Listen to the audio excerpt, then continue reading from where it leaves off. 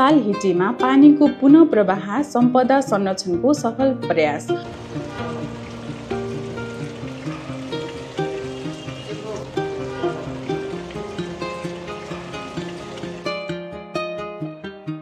दुई 2079 सालको भदौ महिनामा हामी काठमाडौँ महानगरपालिकाका 32 वडामा अनुगमनको लागि गएका थियौँ। सोही क्रममा नक्साल हिटीको पनि अनुगमन गरिएको थियो। अनुगमनका क्रममा स्थानीय बासिन्दाले उक्त हिटीमा करिब 2055 सालदेखि पानीको निकासा नभएको जानकारी दिनुभयो। हामीले उक्त समस्याको जानकारी पाएपछि त्यसको समाधानका लागि सम्पदा तथा पर्यटन विभागलाई आवश्यक पहल गर्न अनुरोध गर्यौं। विभागले अनुगमन गर्दा हिटीको निकासासँग जोडिएको पुरानो मङ्गललाई माटोले पुरिएको अवस्थामा फेला परेको थियो। करिब 4 फिट खन्दा उक्त मङ्गल भेटिएको हो, तर त्यस मङ्गलमा पानीको बहाव देखिएन। सोही क्रममा उक्त मङ्गलसँग जोडिएका 3 वटा घरहरूले पनि हिटीको निकासा अवरुद्ध पारेको पत्ता लाग्यो। ती घरधनीहरूसँग वडा नम्बर 1 मार्फत समन्वय गरिएको थियो। छलफलको क्रममा पुरानो मङ्गल मार्फत पानीको निकासा सम्भव नभएको निष्कर्षमा पुगिएपछि नयाँ मङ्गल निर्माण गर्नुपर्ने सुझाव प्राप्त भयो। त्यस अनुसार ती 3 वटा घरधनीलाई जनही रु 2-2 लाख जरिमाना गराई सो रकमबाट नयाँ मङ्गल निर्माण गरिएको हो। उक्त हिटीको निकास नारायणी सङ्ग्रहालयभित्र बग्ने टुकुचा खोलासम्म पुग्ने संरचनामा जोडिएको छ, तर टुकुचासम्मको मार्गभित्र रुखका जरा सहित अवरोधहरूका कारण पनि हिटीको प्रणाली प्रभावित भएको पाइयो। करिब 8 महिनासम्म हिटीको निकास प्रणाली र पानीको स्रोतमा निरन्तर कम आएको थियो। त्यसको परिमाण स्वरूप अहिले सो हिटीमा 2 वटा स्रोतबाट पानी आउन थालेको छ। यस अवधिमा विभिन्न हिटी सम्बन्धी जानकारहरूले पनि स्थलगत अनुगमन गर्नुभएको थियो।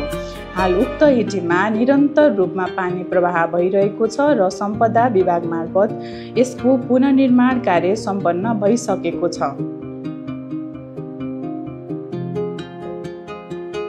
यो ढुङ्गेधारा चाहिँ फर्स्टमा यहाँ आएर हेर्दाखेरि चाहिँ यो ढुङ्गेधारा हो कि पोखरी हो भन्ने नै कन्फ्युजन थियो। नक्सालको यो ढुङ्गेधारा अब लगभग बन्यो होइन। अब के हामीले काम गरेको छ? अब यसमा पहिला पोखरी जस्तो भइरहेको थियो होइन। यसमा पोखरी नै सबैले पोखरी नै भन्थ्यो। अब यहाँ मान्छे पनि पोखरीमा डुबेर मर्यो होइन, आत्महत्या जस्तै कार्य भयो होइन।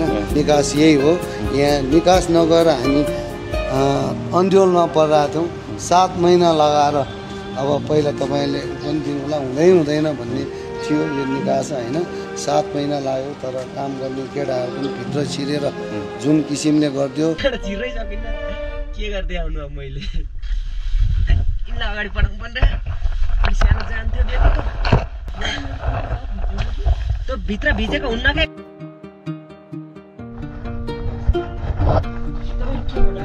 यो नुहानको बारेमा कुरा गर्ने हो भने पहिला पनि पानी त सायद आइरहेको हो। यो लिकेज भएको पनि देखियो होइन। हामीले अलिकति चाहिँ लिकेज मात्र बनायौँ। अझ यसमा हामी टाढैसम्म जाने हो भने धेरै लिकेज उभर योभन्दा बढी पानी आउँछ होला। अब सुन्नमा आएको हिसाबमा अब टेस्ट गरेर हेर्ने भने गोसाइगुण्डको पानी भन्ने पनि हामीले सुन्नमा आएको होइन। अनि अर्को कुरा पहिला भाटपट्टि हाम्रो छ नि मन्दिरको भाटपट्टि चाहिँ यहाँ स्नान गर्न आउँछन् होइन। त्यसैको पाइला पनि भन्ने कुरा देखेँ सुन्नमा आएको है किम्वदन्ती। यो ढुङ्गेधारा यति बनाउनलाई मलाई धेरै सहयोग गर्नुहुने मनोज ताम्राकार, अबिल लगायतका अन्य साथीहरूलाई सर्वप्रथम म धन्यवाद दिन चाहन्छु।